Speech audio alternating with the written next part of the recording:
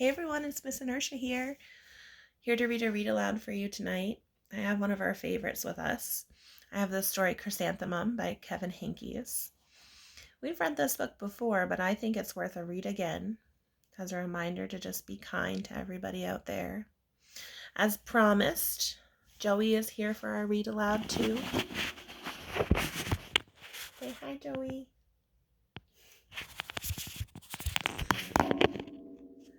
All right. So let's get started. Get comfy, find a cozy spot at home, and listen to the story Chrysanthemum. Again, the author and the illustrator of this story is the same person, and his name is Kevin Henkes. So he wrote the words and drew the pictures.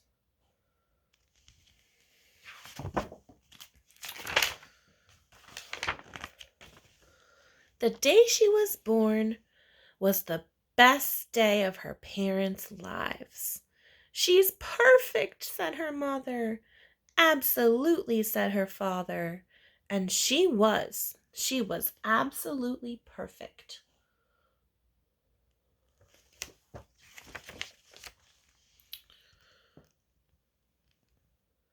"Her name must be everything she is," said her mother. "Her name must be absolutely perfect," said her father. And it was. Chrysanthemum. Her parents decided to name her Chrysanthemum. And Chrysanthemum grew and grew and grew. And when she was old enough to appreciate it, Chrysanthemum loved her name. She loved the way it sounded when her mother woke her up. She loved the way it sounded when her father called her for dinner. She loved the way it sounded when she whispered it to herself in the bathroom mirror. Chrysanthemum, chrysanthemum, chrysanthemum. Chrysanthemum loved the way it looked when it was written with ink on an envelope. She loved the way it looked when it was written with icing on a birthday cake. And she loved the way it looked when she wrote it herself with her big orange crayon.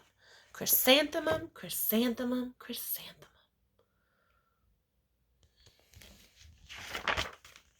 Chrysanthemum thought her name was absolutely perfect. And then she started school.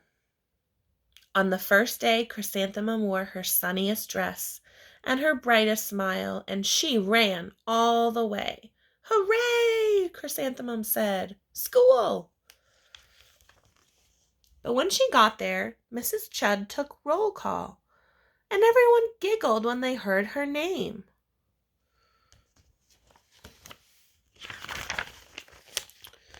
"Your name is so long," said Joe. "It barely fits on your name tag," said Rita. "I'm named after my grandmother," said Victoria. "You're named after a flower." Chrysanthemum wilted. She did not think her name was absolutely perfect. She thought it was absolutely dreadful.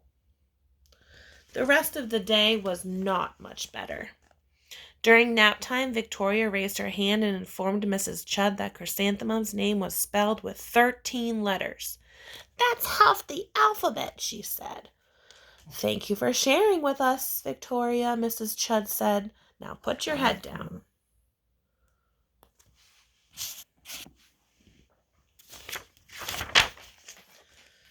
"If I had a name like yours, I would change it," Victoria said, as the students lined up to go home. "I wish I could change it," thought Chrysanthemum miserably. "Welcome home," said her mother. "Welcome home," said her father. "School is no place for me," said Chrysanthemum. "My name is too long. It barely fits on the name tag, and I'm named after a flower." "Oh, pish," said her mother. "Your name is beautiful, and precious, and priceless, and fascinating, and winsome," said her father. "It's everything you are," said her mother. "Absolutely perfect." Chrysanthemum felt much better after her favorite dinner, macaroni and cheese with ketchup, and an evening filled with hugs and parcheesi. That night, Chrysanthemum dreamt that her name was Jane, and she was very happy.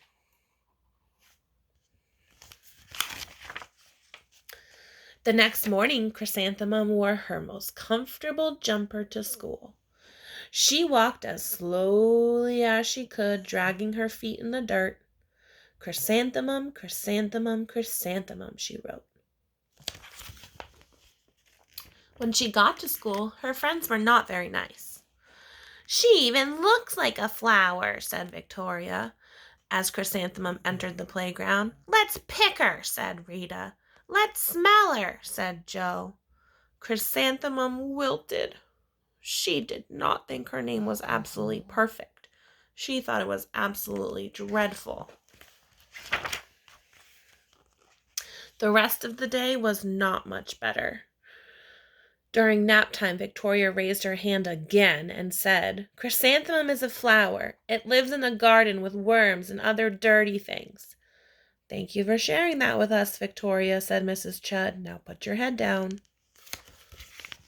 I just cannot believe your name, said Victoria, as the students lined up to go home. Neither can I, thought Chrysanthemum miserably.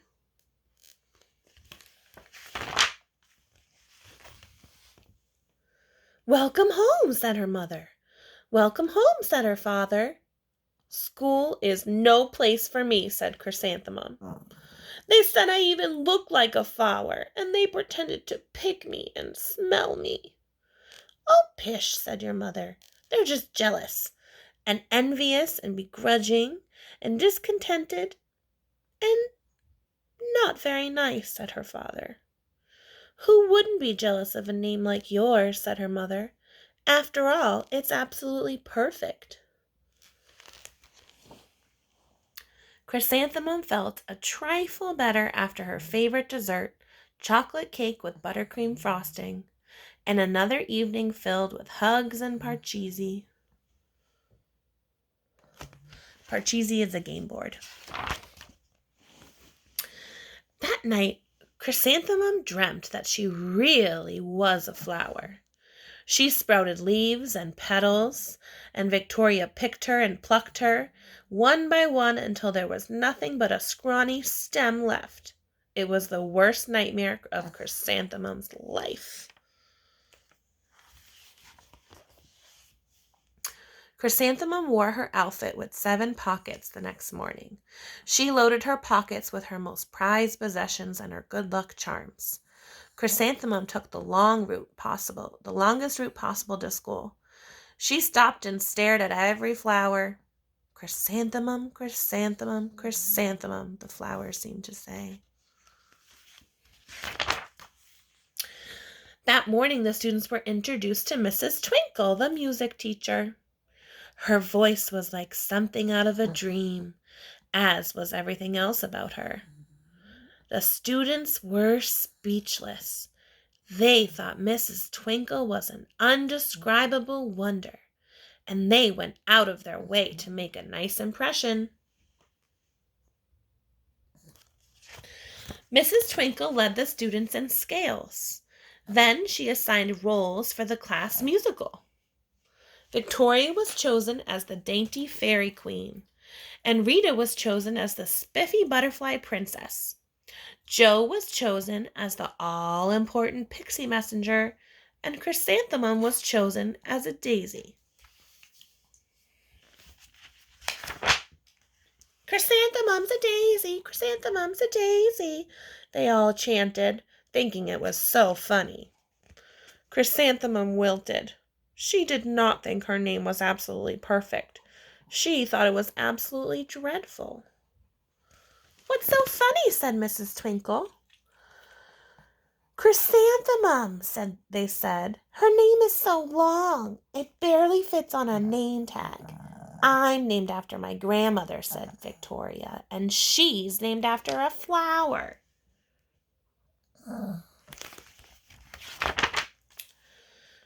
Well, my name is long too, said Mrs. Twinkle. It is, said Joe. My name would barely fit on a name tag, said Mrs. Twinkle. It would, said Rita. And, said Mrs. Twinkle, I'm named after a flower, too. You are, said Victoria. Yes, said Mrs. Twinkle. My name is Delphinium, Delphinium Twinkle. And if my baby is a girl, I'm going to name her Chrysanthemum because I think it's absolutely perfect. Chrysanthemum could scarcely believe her ears. She blushed, she beamed, she bloomed. Chrysanthemum, chrysanthemum, chrysanthemum. Joe, Rita, and Victoria looked at Chrysanthemum longingly.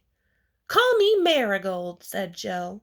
Call me Carnation, said Rita. Call me Lily of the Valley, said Victoria. Chrysanthemum did not think her name was absolutely perfect.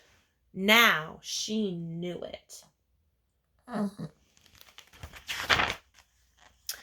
Here's a little epilogue. This is like the after story. It says, overall, the class musical was a huge success. Chrysanthemum was absolutely perfect as a daisy, and Victoria only made one mistake.